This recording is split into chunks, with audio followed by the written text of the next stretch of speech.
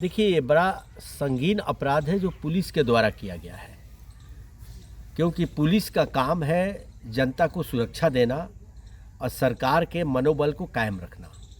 तो ऐसे पुलिस पदाधिकारी आगे क्या करेंगे जो पहली अपनी पोस्टिंग में ये ऐसा पुलिस पदाधिकारी है कि हर ट्रैफिक में रहते हुए और जगह से भी पैसे तसीलता था। इसका रिकॉर्ड बहुत ख़राब था।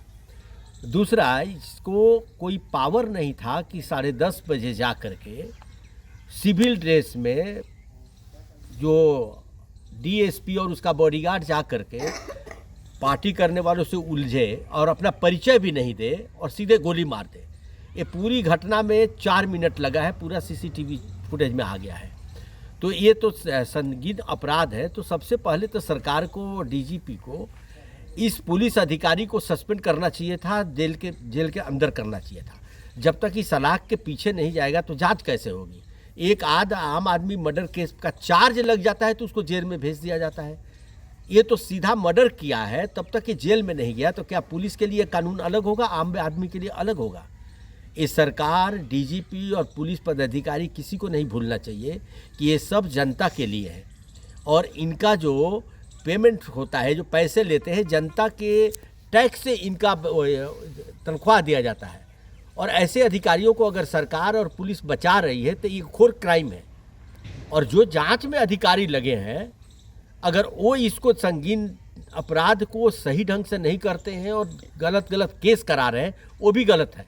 इसमें एक्साइज का केस कहाँ बनता है? एक्साइज का कोई केस बनता नहीं, एक्साइज से केस करा दिया गया। पुलिस को पावर है खुद एफआईआर लिखना है, इसके लिए जो मन करे वो सोल लिख ले। इसीलिए मैं डीजीपी से आग्रह कर रहा हूँ कि तुरंत इसको केस को देखें, उसको जेल के पीछे भेजें और सही इसकी जांच कराएं। नहीं तो सरकार की रेपुटेशन ही सिर्फ नहीं खराब होगी, आने वाली पीढ़ियों को ये सोचना पड़ेगा कि हम जिस पुलिस पर भरोसा करते हैं तो वही क्रिमिनल बन गई है। तो अगर पुलिस क्रिमिनल का काम करने लगेगा तो लोगों को बचाएगा कौन? ये कोई गुंडे बदमाश के द्वारा मारा हुआ नहीं है, ये पुलिस के गुंडे के द्वारा मारा हुआ है। यानी पुलिस की वर्दी में अगर कोई ऐसे गुंडे घूमते रहेंगे रोड पर, तब तो सरकार की भी बदनामी होगी और आम आदमी सुरक्षित नहीं रहेगा। इसीलिए मैं सरकार से मांग करता हूं कि पुलिस के गोली से मारा गया है और अकारण मारा गया है, बिना किसी दोष के। इसीलिए सरकार 1 करोड़ का कम से कम मुआवजा दे और उस पुलिस पदाधिकारी को और उसके बॉडीगार्ड को सलाखों के पीछे भेजे और इसको सही जांच कराए, ताकि आने वाले दिनों में ऐसे करप्ट पुलिस अधिकारी, ऐसे बददिमाग पुलिस अधिकारी, चाहे कोई भी अफसर हो, उसमें एक डर पैदा हो और सरकार का इकबाल बहाल रहे और लोगों को भी विश्वास रहे कि हम सुरक्षित रहेंगे इस सरकार। क्या और नौकरी की भी मांग कर रहे हैं क्या? उसके एक परिवार को नौकरी देनी चाहिए, क्योंकि ये कितने भाई हैं? 2 भाई हैं। तो उसका तो वो तो बड़ा भाई था, छोटा भाई था, उसकी तो अभी शादी भी नहीं हुई थी। तय आश्रित था परिवार। हाँ, पूरा परिवार आश्रित था। वो कमाने वाला कमासू तो एक ही व्यक्ति था।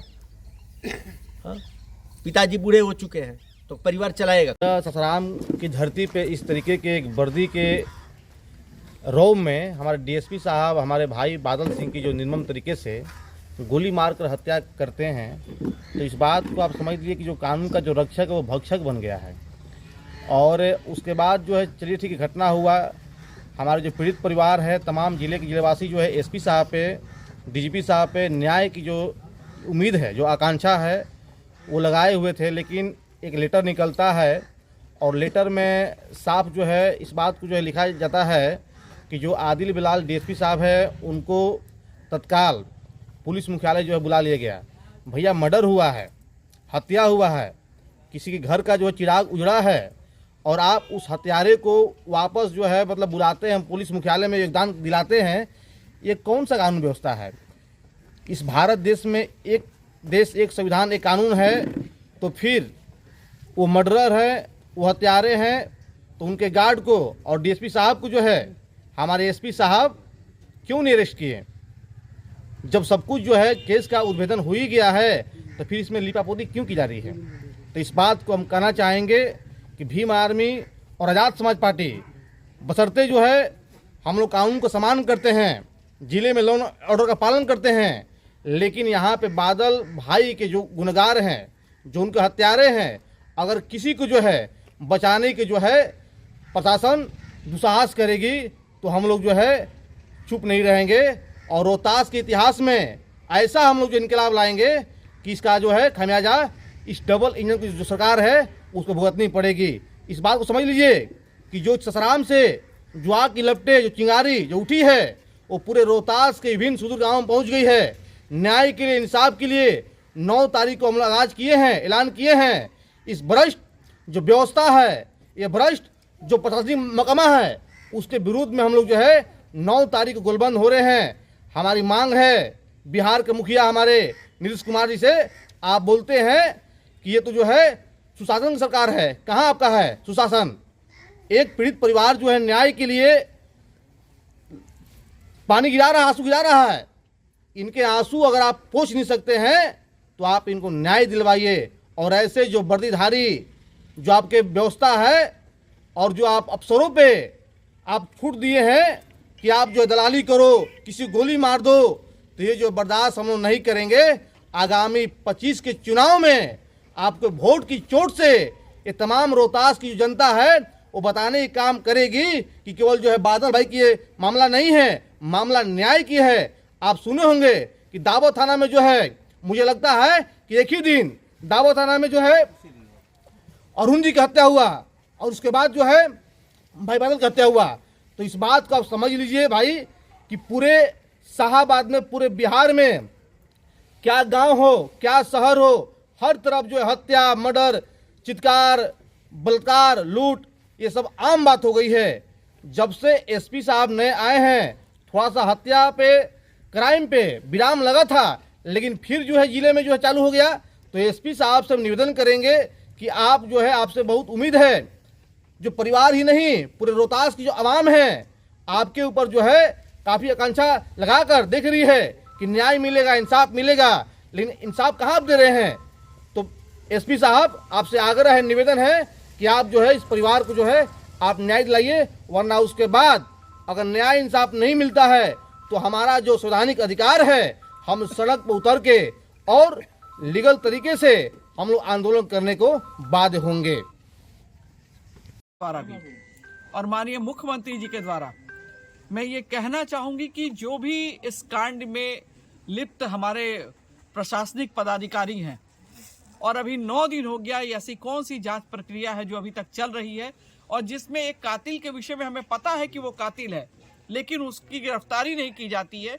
तो ये अभी अविलंब मैं सरकार से भी कहना चाहूंगी और आग्रह करना चाहूंगी, जो हमारे यहाँ जिले के भी डीएसपी एसपी साहब बैठे हुए हैं या हमारे डीआईजी साहब हैं, सभी लोग आकर उस स्थल का जायजा ले रहे हैं, लेकिन जो अपराधी है उसको गिरफ्तार नहीं किया जा रहा है। तो ये एक बहुत ही गंभीर विषय है।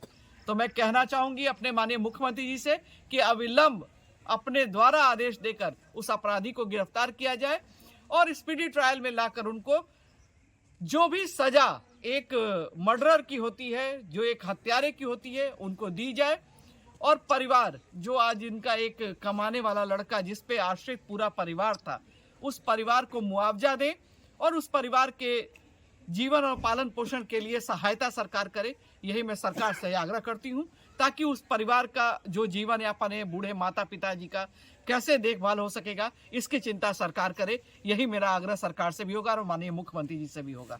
कि एक वरीय पुलिस पदाधिकारी जो ट्रैफिक डीएसपी, उन पर आरोप है और आरोपों की गंभीरता को देखते और घटना में चूँकि पुलिस ने पूरी पारदर्शिता और जो गाइडलाइंस है उसके अकॉर्डिंग काम किया है, इसलिए पूरी तरह परिजनों को आश्वस्त करने के लिए कि इस घटना में पारदर्शी, वैज्ञानिक और तथ्यात्मक अनुसंधान हो, इसलिए जो परिजन थे उनका अनुरोध है कि एक अलग एजेंसी जो जिले के बाहर की, उससे इसकी जांच कराई जाए। तो इसमें हम मेरे द्वारा अनुशंसा, उनके अनुरोध पर मेरे द्वारा और जो पुलिस उपमहानिरीक्षक साहब हैं उनके अनुशंसा के आलोक में मुख्यालय द्वारा इस पूरे कांड का अनुसंधान एवं नियंत्रण अपराध अनुसंधान विभाग CID द्वारा किए जाने का आदेश दिया गया। इस पूरे कांड का अनुसंधान अब CID द्वारा किया जाएगा, इन्वेस्टिगेशन भी और कंट्रोल भी।